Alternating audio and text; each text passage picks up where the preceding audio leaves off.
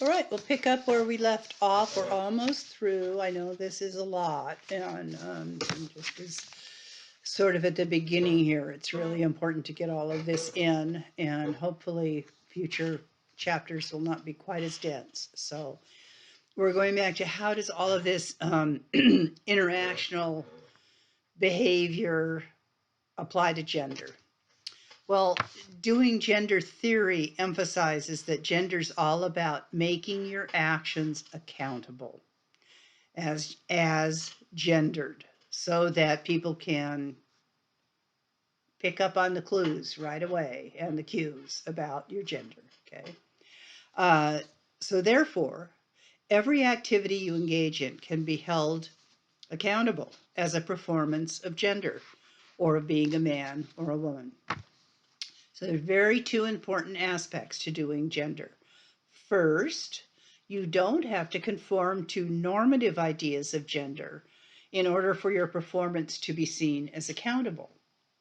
Because even behavior that doesn't conform to gender norms can be viewed as gendered as long as it is judged accountable as a performance of gender. Okay? But it doesn't have to be the stereotypical kind of performance. So this explains why people can engage in gender behavior inconsistent with their gender while still being seen as belonging to their particular sex category. In other words, for many people, crying is, quote, unmanly. But a man who starts crying is not suddenly categorized as a female because even with crying, his overall set of behaviors are accountable as masculine. The second important aspect of doing gender is that gender is inherently interactional. In the end, accountability is a product of social interaction. If no one else considers what you're doing as accountable or real, then it's not to them. So gender from this perspective is defined not just by your own performance, but rather how it is judged, if it's judged accountable by others or not. It's true that this way of thinking about gender is kind of hard to grasp because it means that gender is more than the sum of traits or behaviors. It means that it's deeply social in nature in this theory because it moves from individuals to interactions with others, which is social, right? And it also both challenges and explains the strong belief most people have in the idea that sex is something objectively real. So how does this doing gender theory perspective explain the existence of gender inequality? Well, they do it through the concept of allocation. Allocation is the way that decisions get made about who does what, who gets what, who doesn't, who gets to make the plans, and who gets to give the orders, and who takes them. So therefore, the accountability of gender is more likely to be in effect when questions of allocation are involved. So that can be something as simple as a conversation, who does the housework, the childcare, and different expectations of men and women in the workplace. Research shows, for example, this is interesting, that during conversations, topic changes that are initiated by one person only instead of by both parties are always initiated by men. And this is especially true when women move the conversation toward topics not considered consistent with ideas of masculinity. So, what about undoing or redoing gender? Doing gender has become the dominant theoretical perspective for the sociological study of gender. But recently, the focus has been on two main questions about this theory. The first question is the theory relevant to all times and places? Some researchers question whether doing gender is equally important in all interactions. That there are situations which doing gender, we do it less. for instance, as like research implies when we're distracted by something else, or if we have self-interested motives, or we're exposed to counter stereotypical thoughts and images. And that leads to the second question: is it possible to undo gender? Most gender theorists agree that we can redo gender, but that we can never undo it. Now, we're finally at the last type of approach, which is the institutional or structural approaches. And what these theories do is locate gender at the level of institutions or the social structure of society. So they use the macro or large-scale perspective.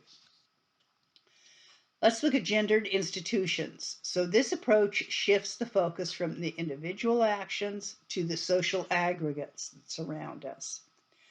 And social aggregates are composed of individuals, but they're more than the sum of the individuals within them. So they're aggregates of individuals, and that aggregate becomes more than the actual individuals within them. And gender takes on a life of its own as organizations create individuals and interactions that are shaped by gender, which is implemented from the top down rather than the bottom up. Because they're institutions, there's a top down structure. So what's a gendered organization? Well, it's one in which the advantage and disadvantage, exploitation and control, action and emotion, meaning and identity are all viewed and reinforced through the distinctions of male and female. In other words, the normal functioning of the organization is based on gender, and that creates consequences. For instance, Lily Ledbetter, with which I'm going to show you a video of her in a future chapter, who worked for years and years and years and years, and it turned out in a high status job at I believe it was Firestone Tire.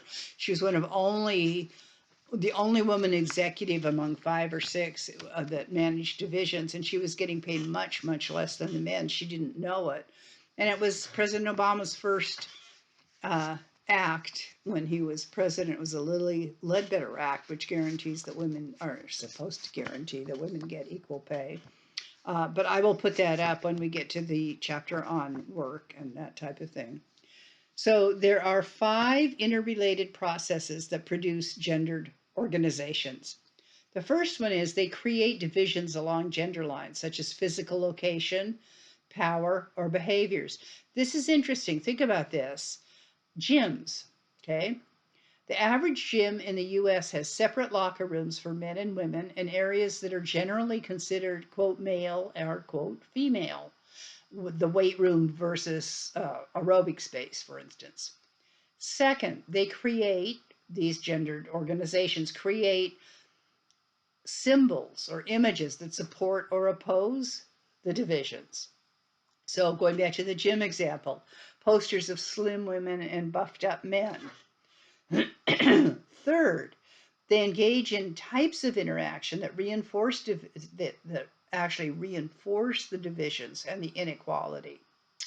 For example, different behaviors in the free weight room are expected, the behaviors to be different in the free weight room than in the aerobics or the yoga area. And fourth, there may be subtle or not so subtle pressure to behave in appropriate ways. Okay. Fifth, the way gender both creates and reinforces social structures through organizational logic, the assumptions and practices that underlie the organization.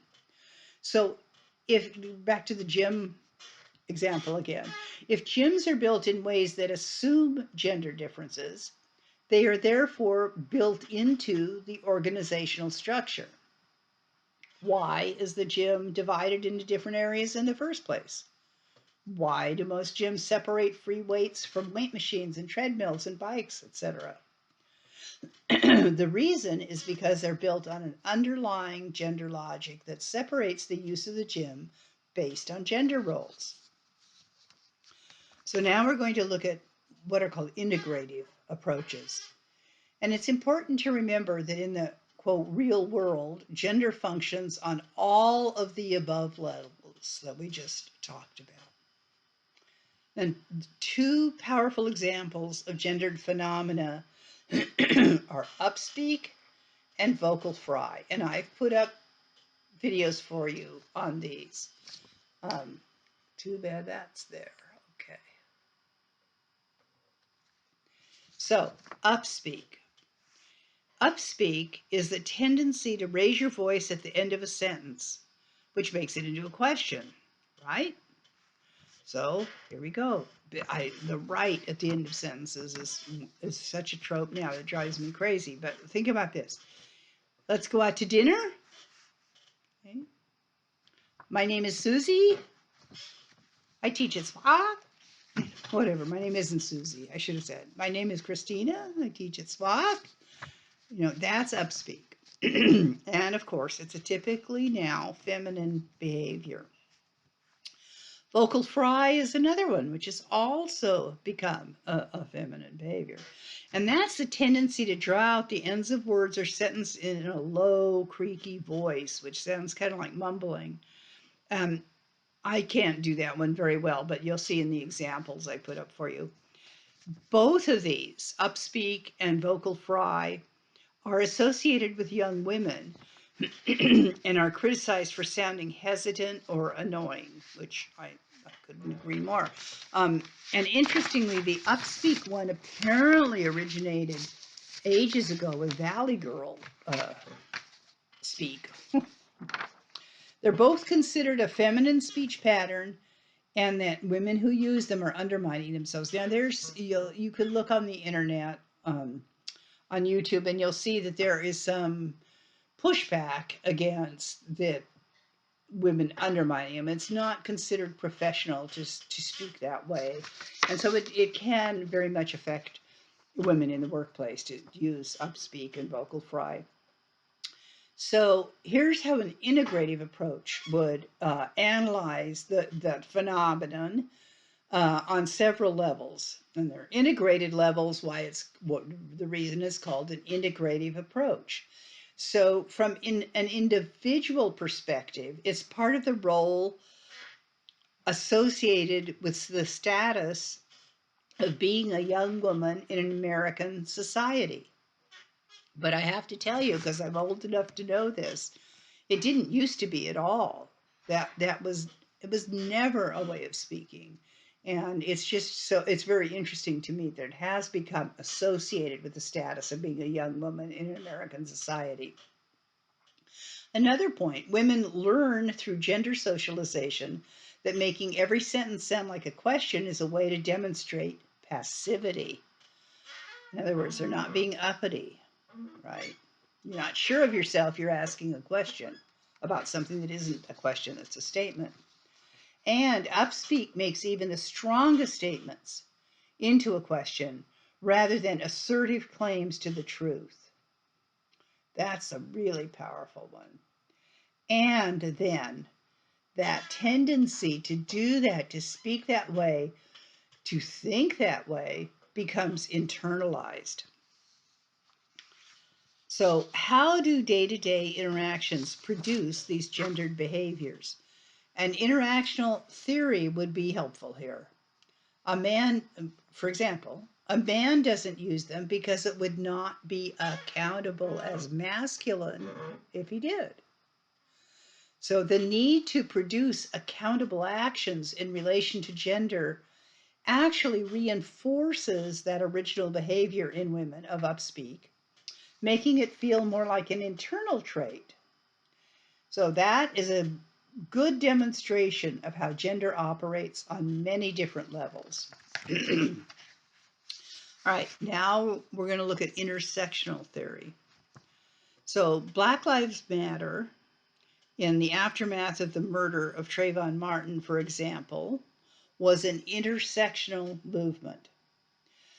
Because, here's why. The founders of the Black Lives Matter movement are 3 Black women who identify as queer. Black women are also the victims of police violence. On top of that, about 80% of the murders of transgender people were committed against trans women and of color. Victims of I can't even say this word, transmisogynoir, okay, the oppression of trans women of color. It's a new word. Okay? And intersectionality is nothing new because we learned about that in the first wave of feminism. Remember when we talked about the intersectionality with the abolitionists that were also part of the suffrage movement. So all the previous theories that we've talked about separate gender from race, ethnicity, age, class, nationality, and sexuality. they assume that you can study gender separately from other issues, but that's really not accurate. Because to study the complexity of our lived experience of gender is very complicated. There's two major problems when doing this. The first problem is that there's this underlying belief in several different oppositions. You can be either black or white, man or woman, straight or gay, but you can't be both at the same time as they exist as opposites of each other. And that's especially problematic when including the ideas of the oppressed or oppressor and privileged or not privileged. For example, a Latinx man in the US is privileged because of his gender, but is often oppressed because of his ethnicity. So his status makes him both oppressed and oppressor. He's both oppressed and oppressor, depending on the circumstances. The second problem for this intersectional thinking is the idea that the differences can be ranked in some meaningful way. I.e., men as superior to women, whites as superior to Asians, heterosexuals as superior to homosexuals. So doing so implies kind of a logical numerical order, but the assumption of that breaks down when you analyze the real people who occupy those identities. Patricia Hill Collins, a Black sociologist, is often questioned. Is a Black woman more oppressed by her gender or her race? She says the question asks her to divide herself into little boxes and rank her various statuses, because her actual experience of oppression is not either or, but both and. So one model for intersectional thinking and analysis is multiple consciousness. The idea of multiple consciousness has four basic assumptions. The first one is the identities such as race, class, gender, and sexual orientation work together as what is called a matrix of domination. And there's a figure of that on page 39. This means that race, class, gender, and sexual orientation work together, and they manifest differently in different situations. Therefore, it's impossible to completely separate gender from the other identities that we occupy. The second idea, and the second assumption, is the assumption that these structures are interlocking and simultaneous. At any given time, we can be experiencing them at the same time. 3, because of the interlocking natures of these categories, they can produce both oppression and privilege, and the Latinx man example again.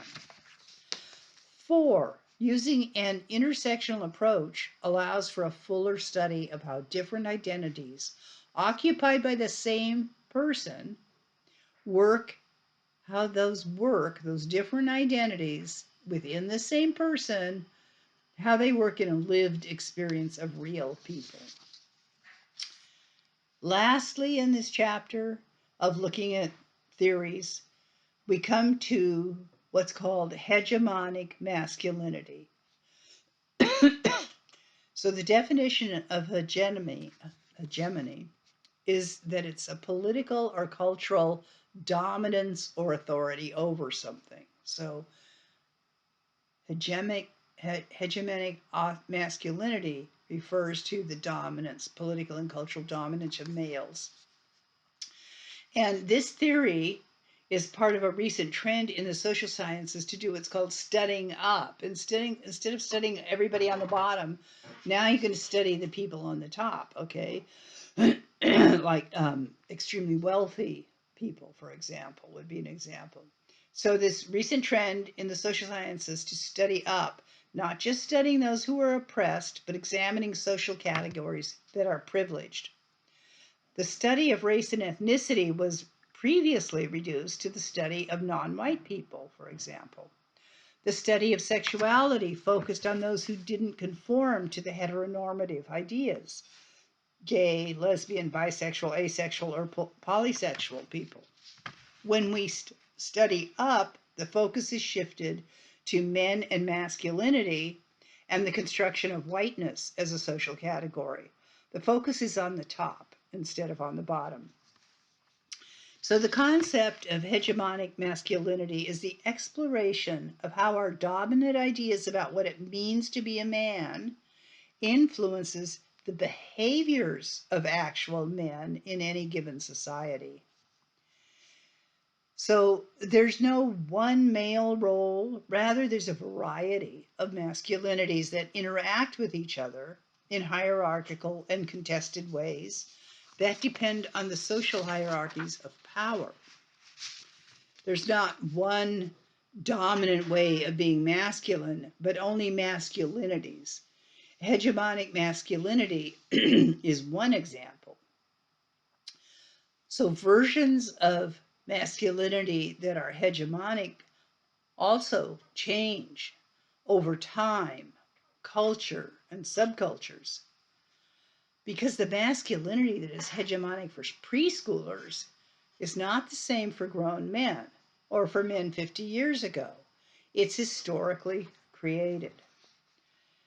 And since it's almost impossible to conform perfectly to the ideas of hegemonic masculinity, men often engage in what is called, this is a great term, complicit masculinity. What that means is that they comply with what's expected of them in terms of masculinity in a particular situation. So they might receive the benefits of the patriarchy.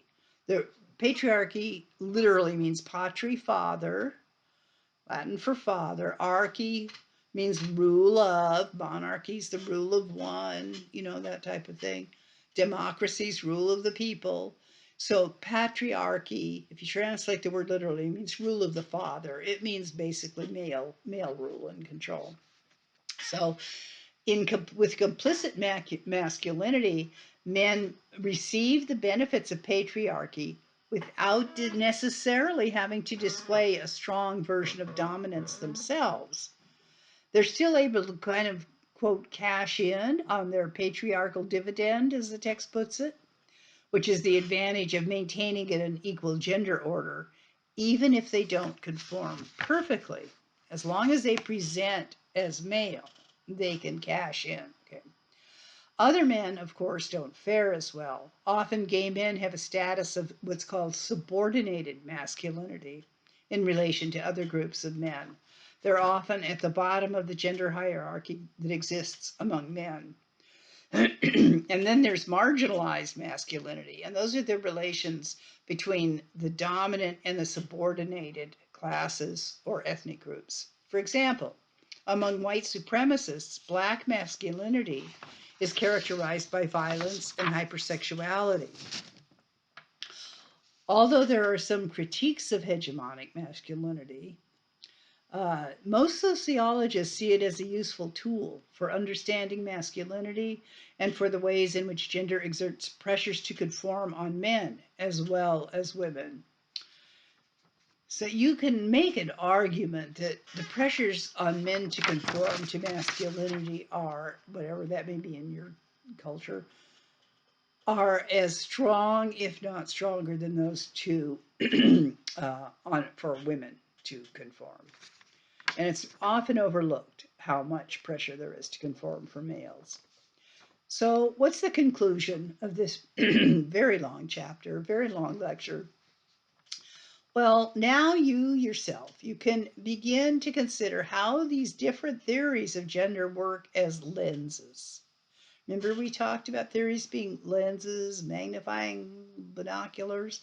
So you can begin to think about which ones make sense to you, how they work as lenses for you to see this issue, very complicated issue of gender through, and to apply them to your own life and your own biography and ask such questions as, does gender feel like a trait or a disposition? Something that's an integral part of your identity and the way you think about yourself? Or how does gender work differently in different situations and interactions in which you participate? Are the rules and interactions of the organizations you belong to gendered in any ways? And of course, they will be in some way or another. So the goal is not to, quote, pick a winner among the many theories. If you can even remember them all, there's a lot to go back and look over and think about and mull over.